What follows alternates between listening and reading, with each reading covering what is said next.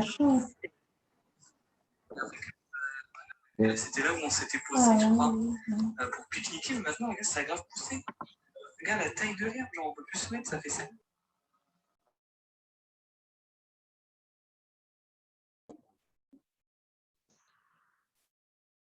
Bonjour à toutes et à tous. Est-ce que vous nous entendez correctement?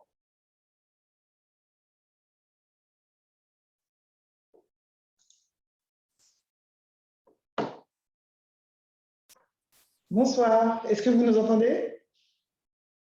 Superbe.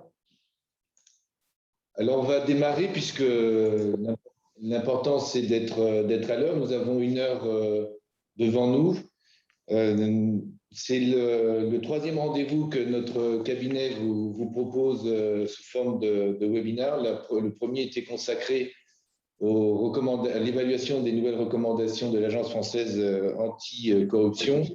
Le second sur la gestion des cookies et le troisième donc aujourd'hui que nous allons animer avec ma consoeur Iman Bello est consacré à la gestion juridique des cyberattaques. Donc on va partager avec vous notre pratique professionnelle puisque c'est l'objet de ce type de présentation. N'hésitez pas évidemment à nous poser des questions, surtout si vous considérez que notre propos n'est pas suffisamment clair. Vous pouvez nous poser des questions via le chat et on essaiera d'y répondre dans la foulée. Je vous précise également pour celles et ceux qui avaient eu la gentillesse d'assister à la première présentation que la deuxième et celle-ci seront enregistrées. Et donc, nous vous adresserons à tous les participantes et participants cet enregistrement afin que vous puissiez vous délecter, si j'ose dire, de notre propos et surtout pour celles et ceux qui devraient nous quitter avant 7 heures, donc avant 19h30, pour que vous ayez l'ensemble des éléments en votre possession. Alors, sans plus tarder, je vais passer la parole à ma consoeur Iman Bello, étant précisé que notre présentation va se dérouler en 3 temps. On va vous présenter le risque cyber, définir le risque cyber, quels sont les enjeux du cyber-risque.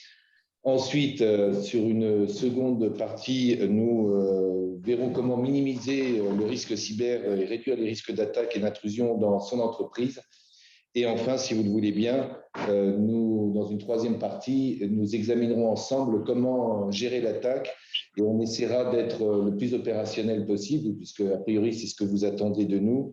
Comment s'organiser en interne sur le plan de la communication?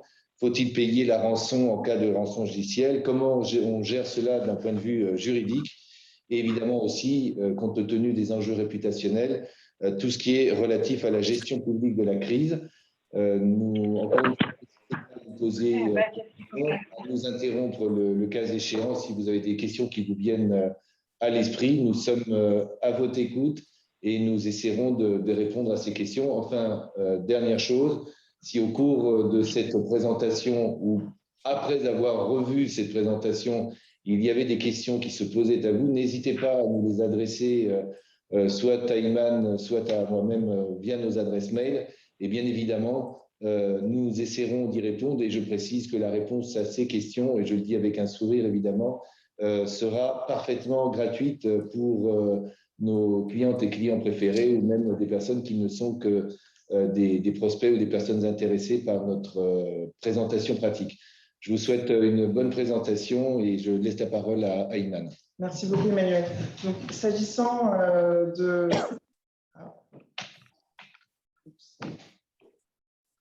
Ok, alors, donnez-moi juste un instant. Il faut que j'arrive à naviguer dans le support, ce qui n'est pas le cas pour l'instant.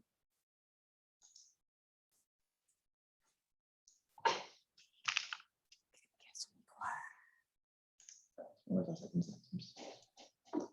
Donc, s'agissant du risque cyber, vous le savez, on assiste notamment depuis 2019 à une recrudescence du nombre d'attaques. L'ANSSI a noté une augmentation de 255% des attaques par rançongiciel en 2019.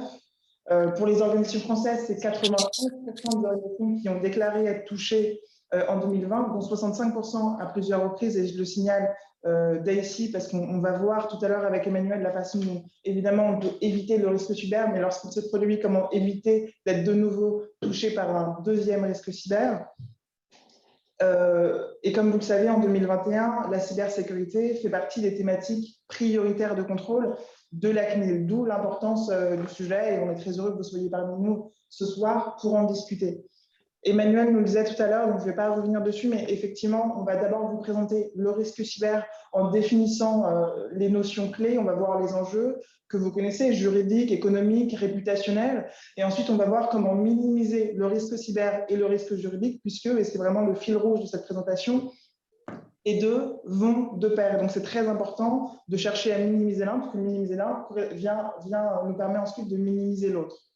Le risque cyber, pour vous donner quelques exemples récents, vous avez en mai 2021 le réseau Belnet qui a été touché par une attaque par DDoS, donc une attaque par déni de service, qui a entraîné de l'annulation de réunions pour ses clients, des suspensions de prise de rendez-vous pour ses clients qui étaient alors le Parlement, mais également des rendez-vous dans les hôpitaux dans le cadre de la vaccination contre le Covid-19, et de manière générale, un ralentissement de son réseau Internet pour l'ensemble de ses clients.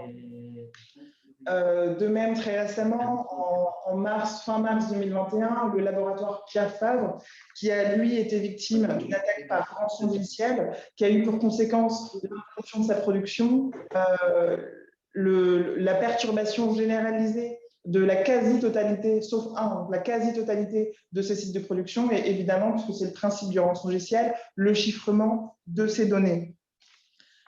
Donc, pour vraiment appréhender le risque cyber, et ensuite on vous parlera des enjeux, mais quelques notions clés. Le risque cyber tel qu'il est défini par l'autorité de contrôle prudentiel et de résolution, donc par la CPR, c'est le risque de perte qui va résulter d'une inadéquation, d'une défaillance des processus d'organisation, de fonctionnement ou de sécurité du système d'information. Donc, pour l'appréhender, on vous propose, sans vouloir faire un cours académique, bien entendu, on va vous proposer deux notions clés qui sont celles de la cybersécurité et du système d'information. Donc, très rapidement, la cybersécurité, c'est l'état idéal, c'est l'état qui est recherché pour un système d'information qui va lui permettre de résister. Résister à quoi? Résister à des événements qui vont être susceptibles de compromettre la disponibilité, l'intégrité, la confidentialité des données et également des services qui sont connexes à ce système d'information. Et le système d'information, dans sa définition la plus large, c'est l'ensemble des moyens humains, techniques et organisationnels qui visent à assurer le traitement et l'échange d'informations. Il faut fermer son micro. J'ai une associée, Christine Carpentier, qui suit la présentation. Christine, ferme ton micro. Voilà. Merci infiniment. Pardon. Donc voilà, donc ça, c'est les notions clés importantes qui permettent d'appréhender le risque cyber. Maintenant, avant évidemment de vous parler de la façon dont on peut gérer les attaques, commençons par définir les attaques. On n'a pas le temps, évidemment, en 45 minutes ce soir, de voir l'ensemble des attaques, mais peut-être pour avoir une structure en tête qui est toujours pratique pour réfléchir, on peut différencier les attaques qui vont exploiter une faille informatique, des attaques par ingénierie sociale et donc qui reposent sur le facteur humain, qui également a son importance, ne serait-ce qu'en termes de sensibilisation de vos employés. Bon. Donc, pour les attaques qui exploitent une faille informatique, l'attaque dont on entend le plus parler et qui fait des ravages depuis 2019, c'est le rançongiciel. Le rançongiciel, tel qu'il est défini, ça va être un logiciel malveillant qu'on va utiliser pour chiffrer vos données. Et donc, contre une clé de chiffrement, en tout cas Dixit, évidemment, les personnes qui sont à l'origine de l'attaque, s'il s'agit de criminels, Dixit, ces personnes-là, on va vous proposer de payer une rançon contre une clé de déchiffrement de vos données. Ici, je me permets une petite parenthèse parce que ça a son importance dans la gestion des cyberattaques. C'est le principe de la double extorsion qu'on voit beaucoup depuis novembre 2019, qui consiste non seulement à chiffrer vos données, mais en amont, à les exfiltrer pour, lorsque vous êtes en situation de gestion d'incident, de gestion de l'attaque, si je puis m'exprimer ainsi, vous mettre la pression en vous disant j'ai exfiltré vos données, je n'hésiterai pas à les publier sur Internet. Si vous ne souhaitez pas que ce soit le cas, je vous remercie de payer la rançon. Donc, c'est un principe vraiment de double extension qu'il faut avoir en tête et évidemment, le savoir en amont, savoir que ça existe, ça aide toujours à mieux gérer la pression et puis à mieux gérer l'attaque. Donc ça, c'est s'agissant du rançon logiciel. De même, les attaques par ingénierie sociale, il y en a énormément. On n'a pas le temps ce soir de les voir tous. Mais comme on a beaucoup de membres d'équipes dirigeantes ici ce soir, on a choisi avec Emmanuel de vous parler de l'hameçonnage, notamment de l'hameçonnage ciblé. Donc, l'hameçonnage, le principe, c'est usurper l'identité d'un tiers de confiance, votre banque, votre cabinet d'avocats, pour vous inciter à communiquer des données, souvent des données personnelles, notamment des données bancaires. L'hameçonnage ciblé, c'est l'hameçonnage qui va cibler spécifiquement une personne et bien souvent des membres des équipes dirigeantes qui ont accès à des données extrêmement confidentielles et qui sont très précieuses pour les attaquants. Bon, donc ça, c'était le risque cyber. Maintenant, si vous le permettez, passons aux enjeux. Vous les connaissez, ils sont de 3 ordres. Vous avez les enjeux économiques, les enjeux juridiques et les enjeux réputationnels.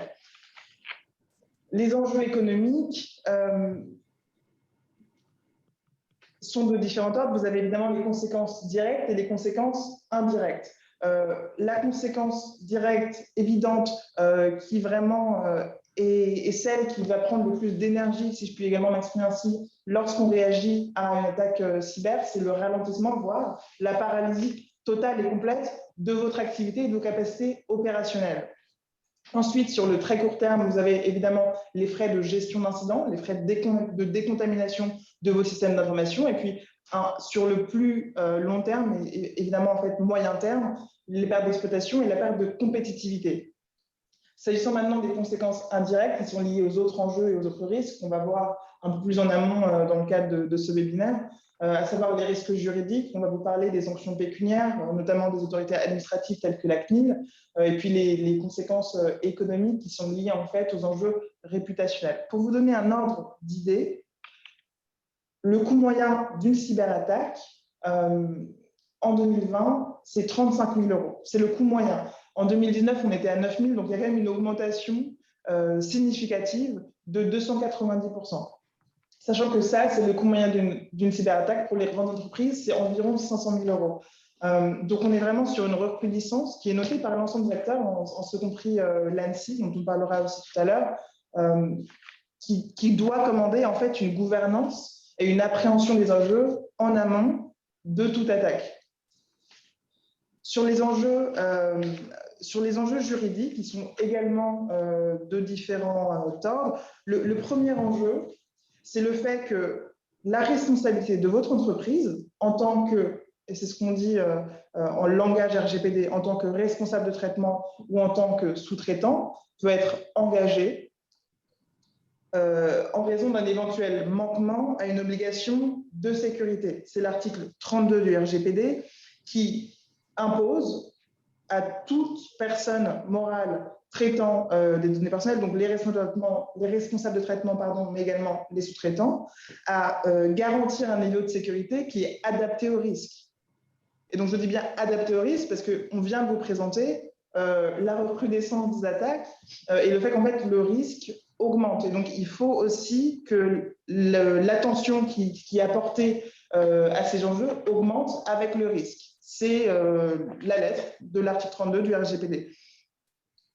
Pour vous donner, peut-être un mot évidemment sur les sanctions, lorsque l'autorité de contrôle cherche à engager votre responsabilité pour un éventuel manquement à l'obligation de sécurité qui est posée par l'article 32 du RGPD, qui est une obligation de moyens, mais tout de même, s'agissant des sanctions, ça peut aller jusqu'à 10 millions d'euros ou bien 2% du chiffre d'affaires annuel de l'exercice précédent. Il y a d'autres sanctions. Vous avez par exemple la limitation temporaire ou définitive du traitement, la suspension du flux de données. Il y a d'autres mesures qui peuvent être prises par la CNIL, mais c'est important de l'avoir en tête. Et aussi peut-être une autre parenthèse sur le fait que 2/3 des sanctions de la CNIL visent des manquements à l'obligation de sécurité des données. Donc c'est réellement un sujet dont la CNIL s'est saisie et auquel il faut prêter une attention particulière. Pour vous donner un exemple de sanctions sur le fondement de l'article 32 du RGPD, on a eu en mai 2019 un responsable de traitement qui a été sanctionné à 400 000 € d'amende pour atteinte à la sécurité des données. Et en l'occurrence, il s'agissait d'un responsable de traitement qui permettait à des personnes concernées d'établir des dossiers. Et en fait, par une simple modification de l'URL, j'aurais pu accéder au dossier d'Emmanuel. 400 000 € d'amende. Donc ça, c'est l'engagement de la responsabilité de la société sur le fondement de l'article 32 du RGPD. S'agissant des enjeux juridiques, il y en a d'autres, notamment l'engagement de la responsabilité de la société par la personne concernée. Parce qu'il ne faut pas oublier que lorsque la CNIL vous sanctionne, par exemple, sur le fondement de l'article 32 RGPD, elle ne vient pas réparer le préjudice qui a éventuellement été subi par les personnes concernées, qui ont la possibilité, c'est la combinaison de l'article 82 du RGPD avec les articles 1240 et 1241 du Code civil, qui a la possibilité de saisir le juge pour obtenir réparation du préjudice subi. Donc, c'est toute personne qui a subi un dommage matériel ou moral du fait d'une violation du RGPD peut chercher à en obtenir réparation. Est-ce que tu permets Bien sûr. un complément pour vous donner une idée? Notre cabinet, évidemment pour des raisons relatives au secret professionnel, je ne peux pas être plus explicite, a été saisi par l'intermédiaire de confrères français et étrangers de l'étude d'une action collective au nom de membres d'un site de rencontre qui a fait l'objet d'une attaque cyber qui a donné lieu à une perte de données qu'on a retrouvées dans le dark web et qui concernait potentiellement des milliers et des milliers de membres qui n'avaient strictement aucune envie que l'on sache qu'ils fréquentaient ou elles fréquentaient ce site de rencontre. Et donc, s'agissant de la France, on nous demande d'étudier la possibilité de mener une action devant le juge civil. Et si nous répondons par l'affirmative, la plateforme concernée pourrait avoir à faire face à une demande chiffrée qui serait certainement, compte tenu de la nature sensible des données qui ont été perdues, ou retrouvées d'ailleurs par des hackers, on parle de millions et de millions d'euros.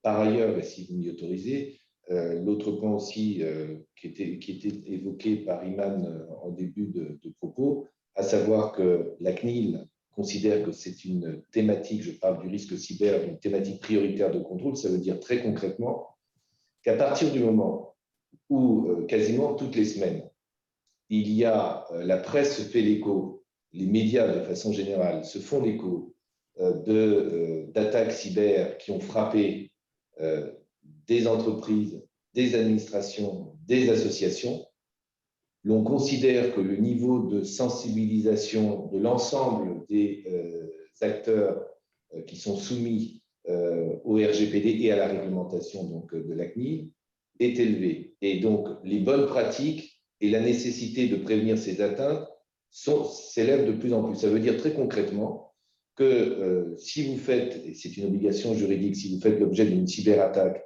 vous êtes obligé, dans un délai de 72 heures, on y reviendra tout à l'heure très rapidement, de faire une déclaration d'incident. Cela peut justifier un contrôle approfondi de la part de la CNIL qui va sonder l'ensemble des process que vous avez pu mettre en place. Donc, vous avez les DPO, vous avez les directions juridiques, vous avez évidemment les directions des services informatiques pour savoir quel est le bon niveau ou pas de l'entreprise concernée en matière de sécurité informatique.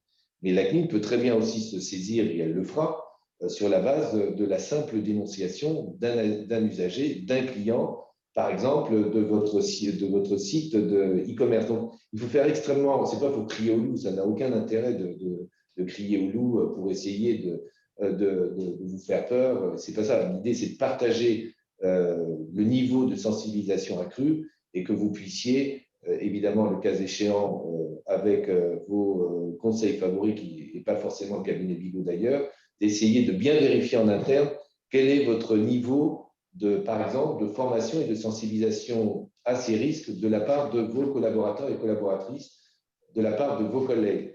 Et c'est en cela que l'année 2021, mais aussi l'année 2022, sera cruciale de ce point de vue-là, parce que l'on peut faire le pari que la CNIL voudra toujours, dans son souci d'exemplarité, je le dis de façon triviale, agrafer tel ou tel opérateur pour bien montrer que c'est un sujet qu'il ne faut pas prendre à la légère, mais je sais que vous ne prenez pas à la légère. Je t'en prie. Merci. Donc, effectivement, s'agissant des enjeux juridiques, c'est aussi très important de ne pas oublier que les personnes concernées, et c'est ce qu'Emmanuel disait à l'instant, ont deux autres possibilités. La première, c'est l'action de groupe, qui est permise par l'article 37 de la loi informatique et liberté. Et la seconde, de manière générale, et ça me permet de faire une super transition avec la présentation très rapide de la CNIL, parce qu'on sait que vous connaissez, mais il ne faut pas oublier que les personnes concernées ont la possibilité de porter plainte, de déposer des réclamations devant la CNIL, qui a notamment pour mission d'informer et de protéger les personnes concernées. Donc, la CNIL aussi a un pouvoir de contrôle et de sanction, tout comme l'ANSSI, qui est le second acteur clé qu'il faut connaître quand on cherche à mettre en place une gouvernance et une gestion des cyberattaques en amont et a posteriori qui ait du sens.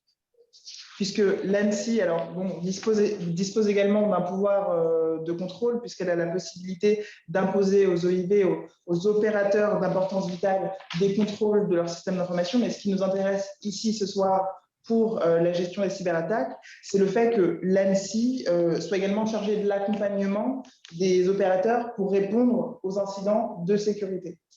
Et donc se posera la question de contacter l'ANSSI si vous faites l'objet d'une cyberattaque. Je referme la parenthèse sur les acteurs, sur la CNIL et l'ANSSI, pour peut-être passer aux enjeux réputationnels. Et puis ensuite, on passera de manière générale à la gestion du risque cyber.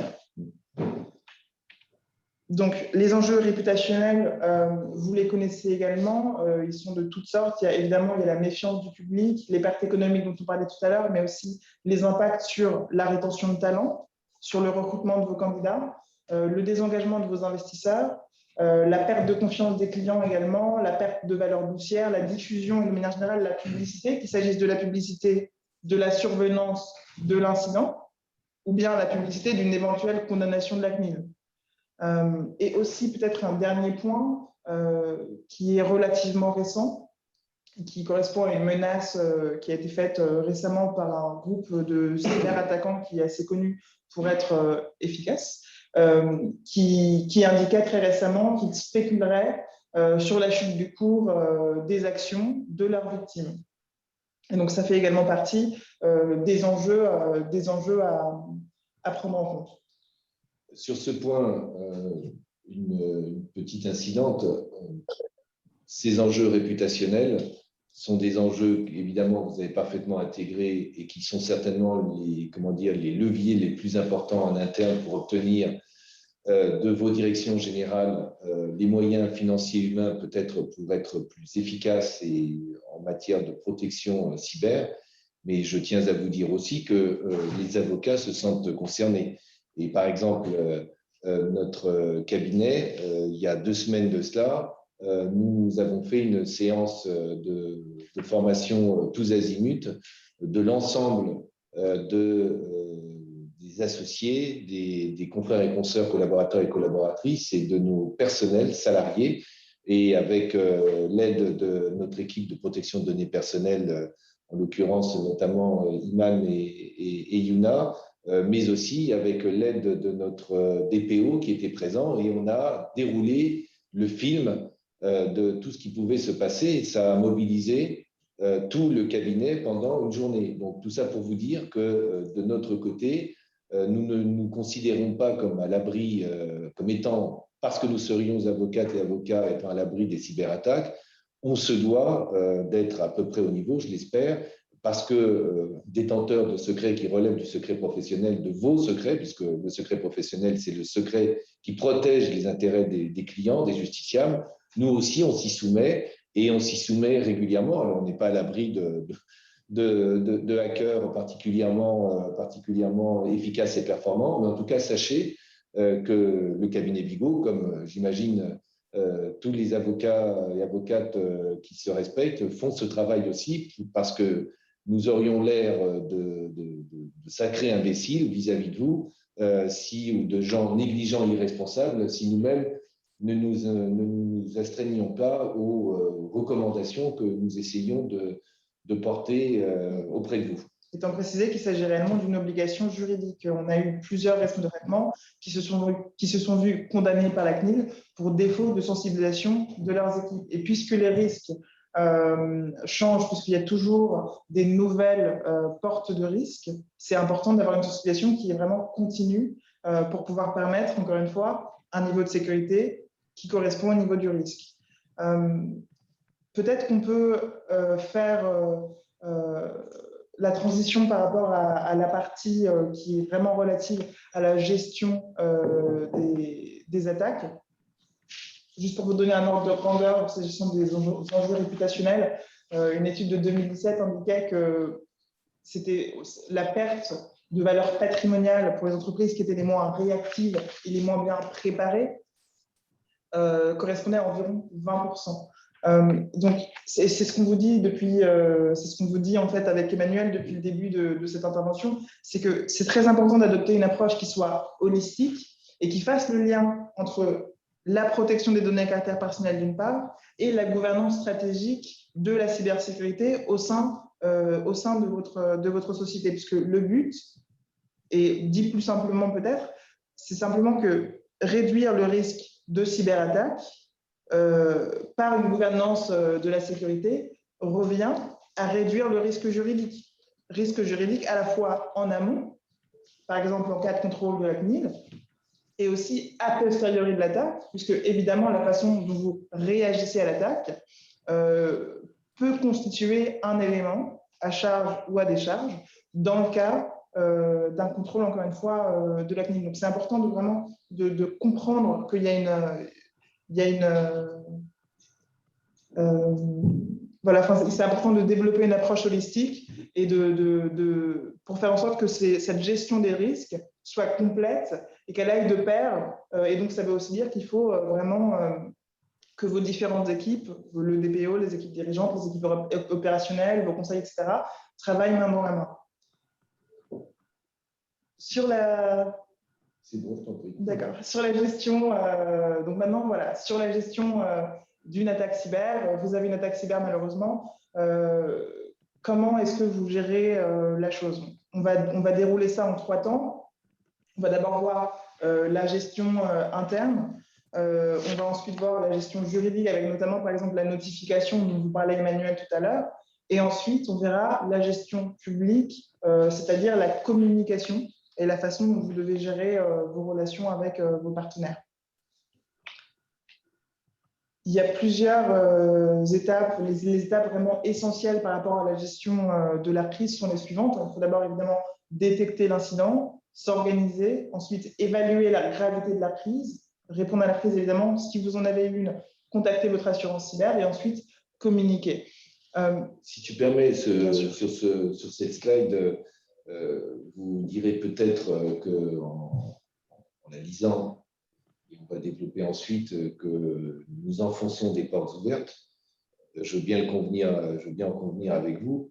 Je remarque simplement, et nous avons remarqué, parce que nous avons été confrontés de façon opérationnelle à la gestion de cyberattaques, que des choses évidentes, y compris dans des entreprises d'une certaine taille, avec des moyens humains et financiers opérationnels importants, ne sont pas mises en place. Donc, bien évidemment, nous ne sommes pas là pour donner des leçons à qui que ce soit, et simplement pour partager une expérience avec vous. Alors, pour beaucoup d'entre vous, ça relèvera d'évidence, de redites.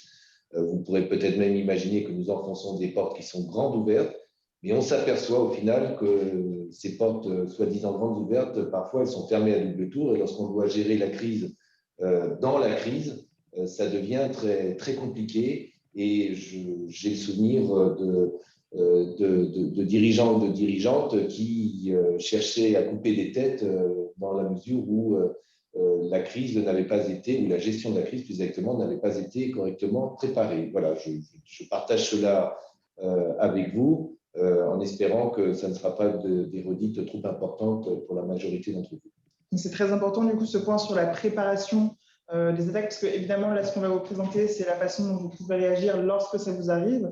Mais ce que je vous disais tout à l'heure sur l'approche holistique, la préparation en amont et la réduction du risque cyber en amont, qui équivaut à la réduction du risque juridique en amont, ça veut aussi dire, et on n'a pas le temps aujourd'hui de le voir ensemble, mais ça veut aussi dire qu'il y a une réelle stratégie à mettre en place, ne serait-ce par exemple qu'en mettant en place un PCA, un plan de continuité d'activité. C'est des éléments de gouvernance qu'on vous conseille, par exemple, aussi à travers des exercices cyber à réaliser au sein de vos équipes, qu'on vous conseille de mettre en amont pour que le jour où, touchons du bois, mais le jour où, si vous avez une attaque cyber, vous avez déjà une gouvernance en place et vous savez exactement comment réagir. Et donc, la pression que vous ressentez le jour-là est amoindrie par la préparation qui a eu lieu en amont.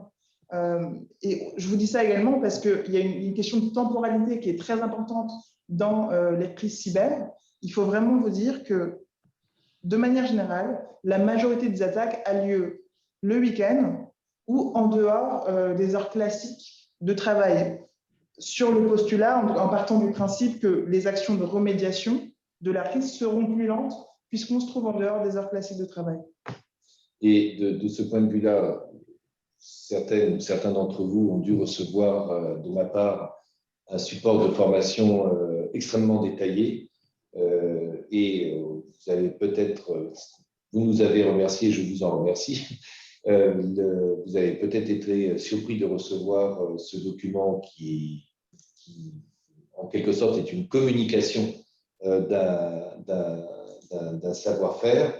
Mais nous sommes partis du postulat et avec la volonté de partager tout cela avec vous parce que finalement, après avoir géré 25 attaques cyber pour des clients, on se rend compte que ce qui est prépondérant, c'est de se situer en amont et c'est la gouvernance de la gestion de la crise. Ça veut donc dire se préparer en amont. Et donc, vu la recrudescence de ces attaques cyber, c'était mon mail d'accompagnement, on s'est dit avec les confrères et les consoeurs concernés, partageons notre savoir-faire et incitons les justiciables qui nous font confiance ou des personnes qui nous sollicitent de temps en temps de se préparer en amont. Et ce support, il est intéressant, je crois, sur le plan de la lecture, mais évidemment, il peut être accompagné de jeux de rôle, d'interactions, et on a déjà, pour un groupe que je ne citerai pas, dont je ne sais même pas si sa représentante ou ses représentants habituels participent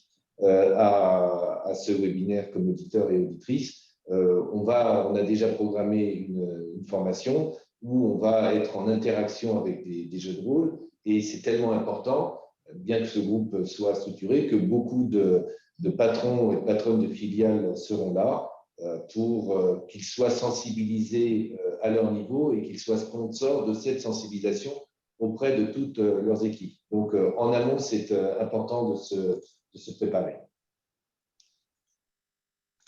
Peut-être donc un point sur les acteurs clés justement de la gestion de crise. Vous avez classiquement l'équipe dirigeante, l'équipe opérationnelle. Ce qu'on dit souvent ici à Vigo, c'est que vos conseils font partie de la gestion de crise parce que le plus tôt on est incorporé dans cette gestion, le plus facilement on peut adopter avec vous évidemment un rôle de gouvernance pour aider à rappeler aux obligations juridiques qui sont les vôtres dans la gestion de la crise et évidemment, puisqu'on a toujours un regard prospectif sur les choses, essayer de réduire au maximum les risques juridiques à moyen et à plus long terme. Celles et ceux qui nous connaissent et qui me connaissent plus particulièrement savent que je suis quelqu'un de direct, et donc on va appeler un chat un chat. Veillez à prévenir votre avocat, on pourrait se dire que c'est de la prospective commerciale, ça n'a rien à voir avec ça. Votre avocat, ça peut être un autre avocat que le cabinet Vigo.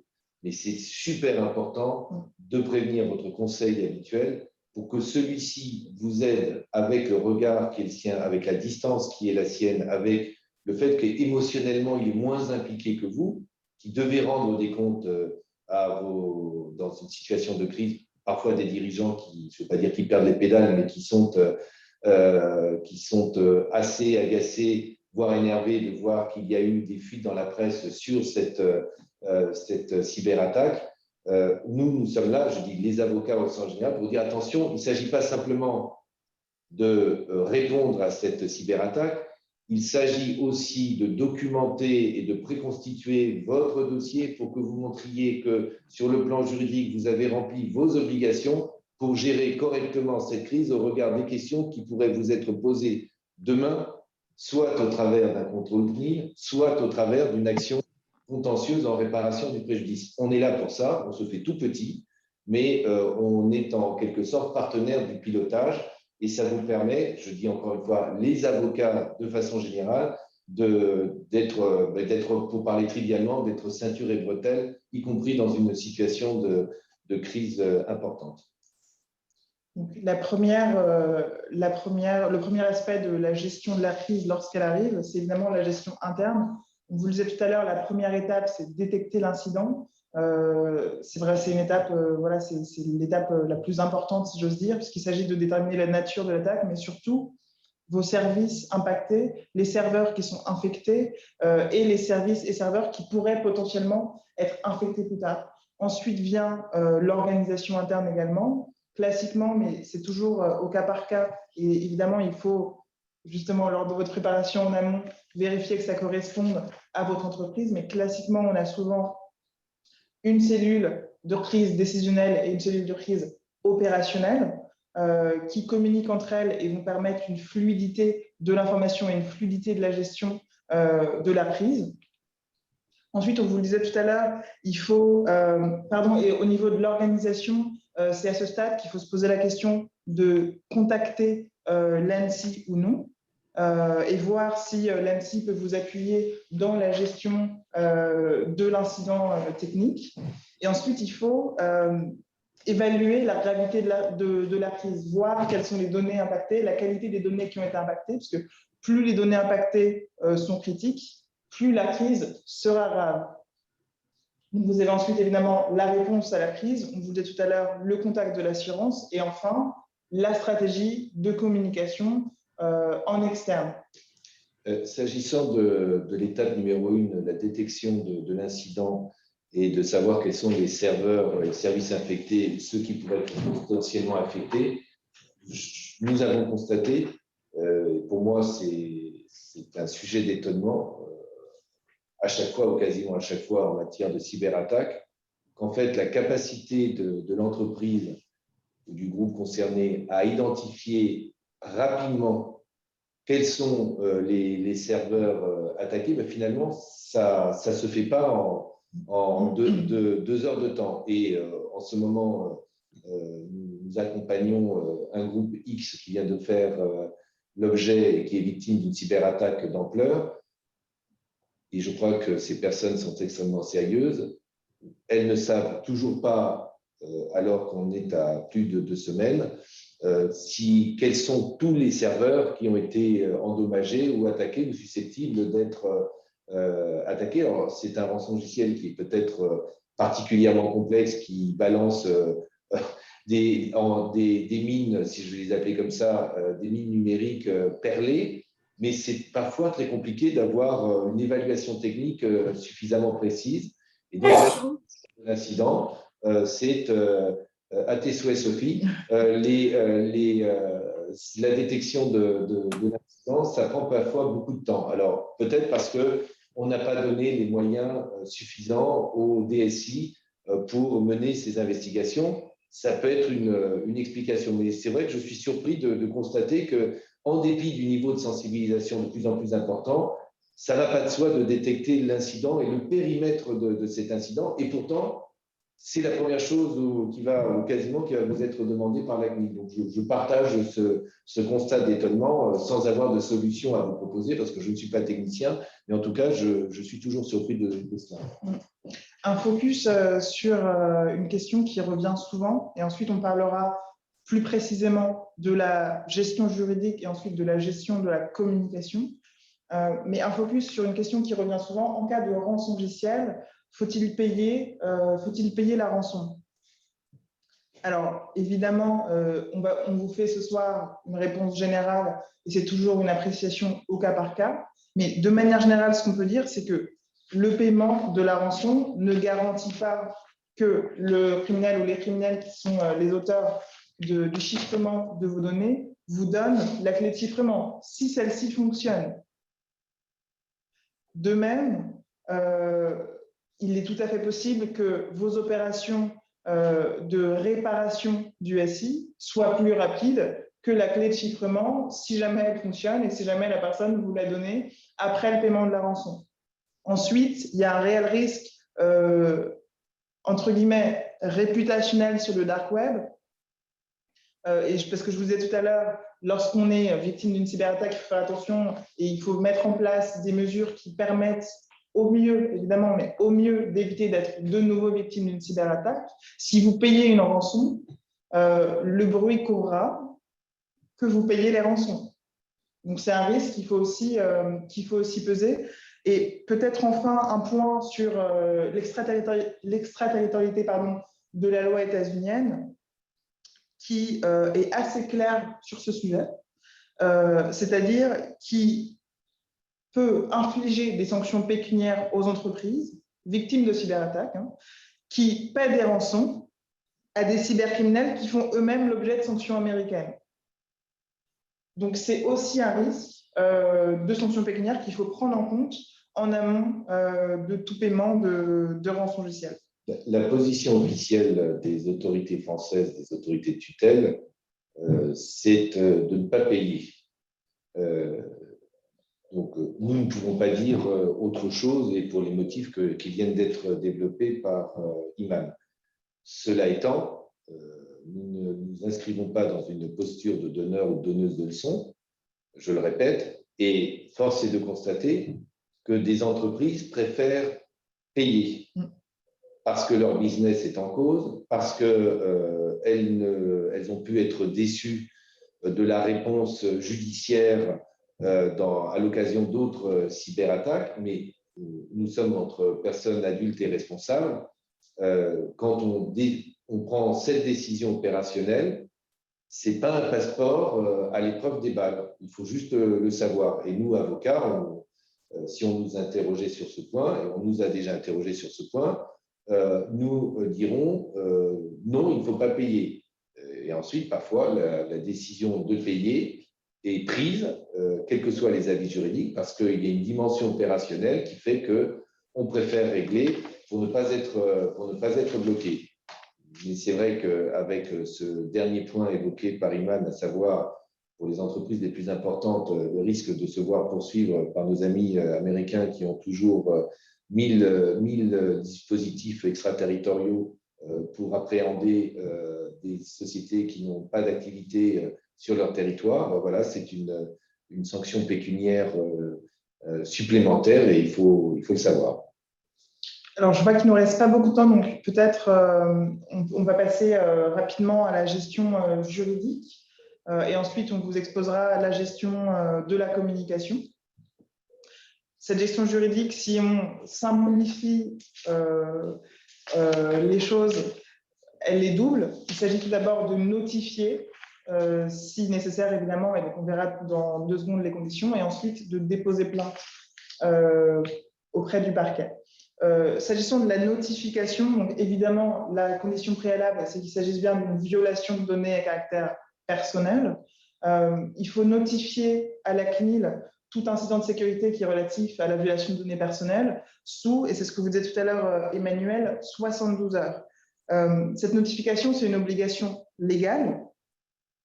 Et j'insiste sur le caractère d'obligation parce qu'on a de la jurisprudence où la CNIL sanctionne un responsable de traitement de ne pas avoir procédé à cette notification alors même que c'était une délégation de la CNIL qui avait informé le responsable de traitement d'un incident de sécurité sur son site Internet. Donc, en tout état de cause, dès lors que les conditions qui sont posées par l'article 33 du RGPD sont remplies, c'est une analyse juridique en soi, mais dès lors que ces conditions sont remplies, il faut notifier à la CNIL. Ne pas le faire est également un délit pénal. Ensuite, vous avez, et c'est une autre analyse puisque la notion de risque est différente. Ici, il s'agit d'un risque élevé pour les droits et libertés des personnes concernées. Dès lors que l'incident de sécurité est susceptible de poser un risque élevé pour les droits et libertés des personnes concernées, il faut également notifier la personne concernée dans les meilleurs délais. Donc ça, c'est très rapidement, parce que j'aimerais qu'on vous laisse quand même le temps de poser des questions à la fin, la gestion juridique, s'agissant des notifications qui sont à réaliser, encore une fois, deux analyses différentes. Il faut répondre à différentes conditions, mais dès lors qu'on y répond, il faut le faire et ne pas le faire. Voilà, par exemple, l'absence de notification de la CNIL constitue un délit pénal. Ensuite, toujours dans la gestion juridique, il faut inscrire l'incident de sécurité dans votre registre de violation des données. C'est le principe d'accountability, de responsabilisation ou de responsabilité tel qu'il est posé par le RGPD. Enfin, et c'est le second et dernier volet de cette gestion purement stricto sensus juridique, si les faits relèvent d'une qualification pénale, évidemment, déposer plainte. Il y a une question de temporalité ici qui se pose, par exemple, pour les données de connexion, l'adresse IP par exemple. Les opérateurs de communication électronique ne peuvent conserver ces données que pendant 1 an. Et donc, c'est important de réunir des preuves rapidement et de déposer plainte aussi et d'agir vite. Alors, de ce point de vue-là, pour dire les choses tout à fait clairement aussi, de notre point de vue, vous n'avez pas le choix, vous devez déposer plainte, ne serait-ce que pour bénéficier d'une couverture assurantielle. Mais les pénalistes que nous sommes constatons que pour le moment, en tout cas, la réponse pénale sur ces attaques n'est pas satisfaisante, comme elle n'est pas satisfaisante aussi, pour parler d'un autre sujet, celui des usurpations d'identité.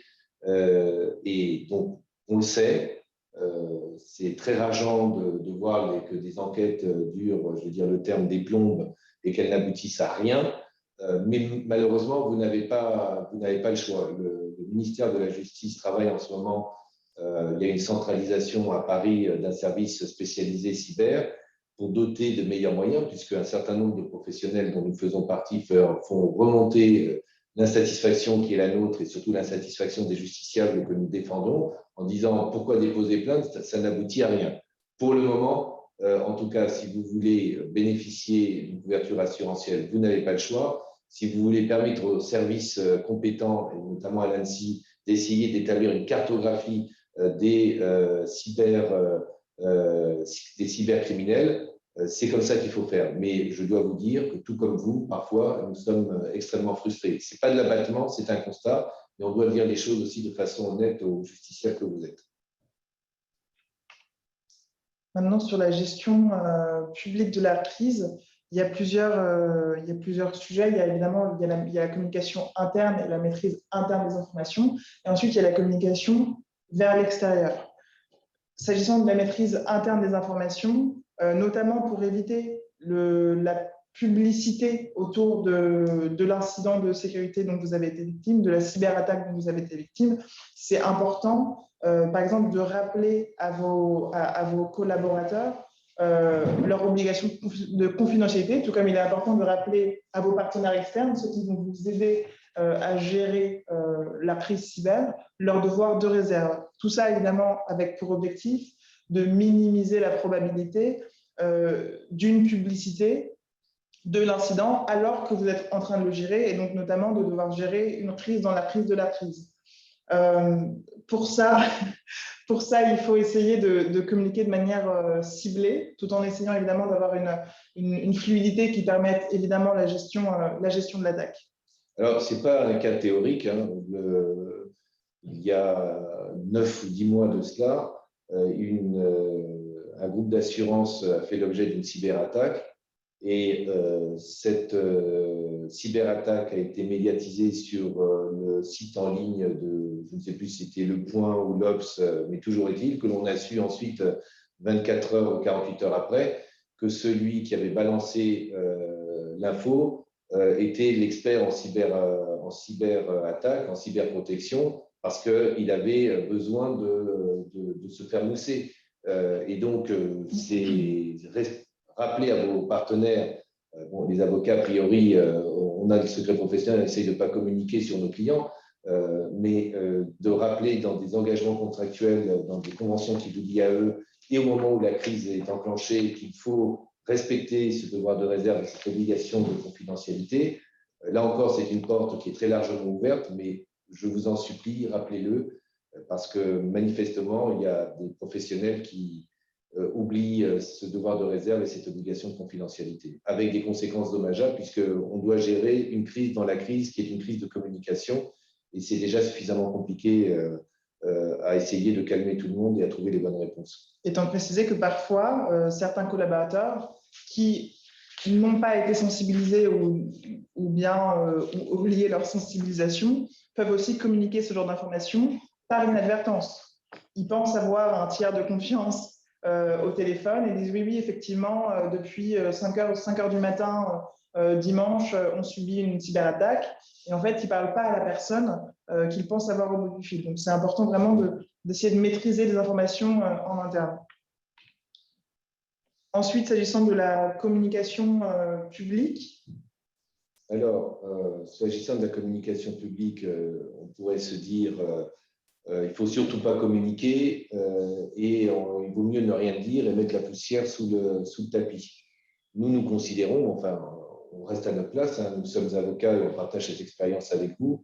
Vous avez des directions de communication, les directions juridiques, vous êtes plusieurs directeurs ou directrices juridiques autour de cette table pour faire simple.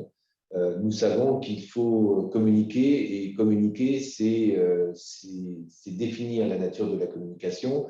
Et donc, nous pensons avec des services, avec des agences de communication de crise, parce qu'on l'a expérimenté, qu'à minima, il faut communiquer sur la date de l'attaque, sur la nature de l'attaque, les données impactées, les services impactés. Et il vaut mieux donner de l'info plutôt que de laisser des commentateurs ou des commentatrices raconter n'importe quoi. Ensuite, qui doit porter la communication de crise? Je ne vais pas vous apprendre ce qu'il en est sur le sujet. Si on décide que c'est un dirigeant, ça veut dire que l'attaque est très importante et qu'il faut donc que ce soit un dirigeant ou une dirigeante qui porte la communication pour rassurer vos parties prenantes. Si c'est une attaque de dimension moins importante, celui ou celle directeur des services informatiques ou direction des affaires publiques ou qui vous désignerez sera la personne. L'avocat, on le cite pour mémoire, mais ce n'est vraiment pas la solution que nous préconisons. La communication, elle doit se passer sur tous les canaux de communication, et comme on est en matière de cyberattaque, il vaut mieux passer par les réseaux sociaux.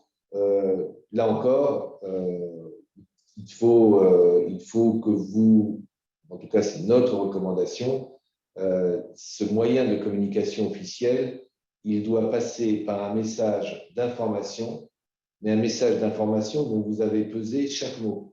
Et là, c'est un travail qui est fait évidemment avec vous, juristes, avec vos DPO, avec les avocats, s'ils sont dans la boucle et s'ils ont été consultés, pour délivrer un message minimaliste, mais un message suffisamment précis pour calmer les choses. Et plus vous serez dans une communication publique efficace, c'est-à-dire celle qui n'est pas de la dissimulation, et plus vous répondrez aux attentes et aux obligations qui sont les vôtres vis-à-vis de la CNIL. Je précise, malgré tout, on n'a pas le temps de rentrer dans le détail, que lorsque vous êtes un opérateur d'importance vitale et qu'il y a par exemple des éléments d'information, je prends le cas le plus extrême, qui relèvent du secret défense, on ne va pas forcément vous demander de communiquer sur les réseaux sociaux. Là encore, j'enfonce une porte ouverte. Mais la communication, il faut l'assurer. Et le plus rapidement possible, parce que ça permet d'éteindre les incendies, ou tenter de le faire. Donc, vous avez compris, nous ne préconisons pas, mais peut-être que vous avez des expériences différentes, de rester silencieux, de communiquer tardivement, ou de faire une communication tronquée, parce que l'expérience montre que tout sort au final. On n'est pas là pour, dans cette communication qui doit être une communication factuelle, chercher d'ores et déjà à se dédouaner de sa responsabilité. Le temps de la communication immédiate n'est pas le temps de la défense juridique ou le temps de l'analyse des responsabilités. C'est un autre sujet et ce n'est pas un sujet qui passe par la communication.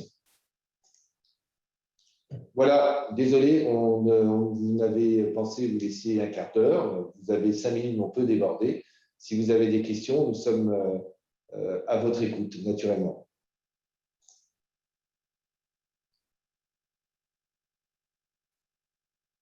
Pas de questions?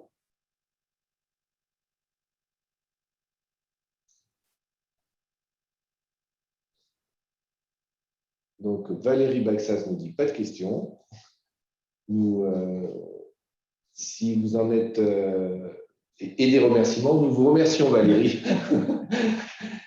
S'il n'y a pas de questions, ce que je vous propose, c'est que vraisemblablement, nous essaierons d'organiser à la fin du mois de juin un webinaire sur l'enquête interne, parce que nous essayons d'alterner entre les sujets qui relèvent de la protection des données personnelles, mais de la compliance de la protection des données personnelles, et des sujets qui relèvent de la compliance au sens large, que ce soit Sapin 2, loi vigilance. Et donc là, nous avons considéré qu'il était peut-être utile de faire un point sur l'enquête interne et essayer de voir l'enquête interne versus RH et l'enquête interne qui s'inscrit dans un contexte pénal parfois.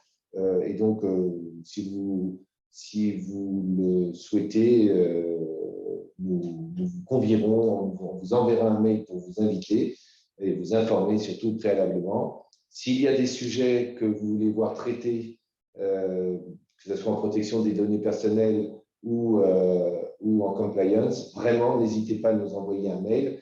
On fait un peu cela, on fait des statistiques et s'il y a des sujets qui vous intéressent plus particulièrement, on essaiera de les traiter et on les traitera toujours avec cette volonté chez Vigo de ne pas garder des secrets dits de cuisine, mais de partager tout cela avec vous parce que les données, le droit est tellement mouvant que garder encore une fois des secrets qu'on ne partagerait pas avec vous, finalement, c'est une vision un peu court-termiste de la profession d'avocat et on n'est pas dans le collaboratif dans ce cas-là et on est frappé d'obsolescence intellectuelle et technique très rapidement. Voilà. Encore merci de nous d'avoir participé, de nous avoir écoutés et nous vous adresserons le support si vous nous le demandez et encore une fois, c'est enregistré, donc on pourra vous l'adresser également. Merci beaucoup. Merci beaucoup, bonne soirée. Bonne soirée. À bientôt, au revoir. Au revoir. Merci, bonne soirée.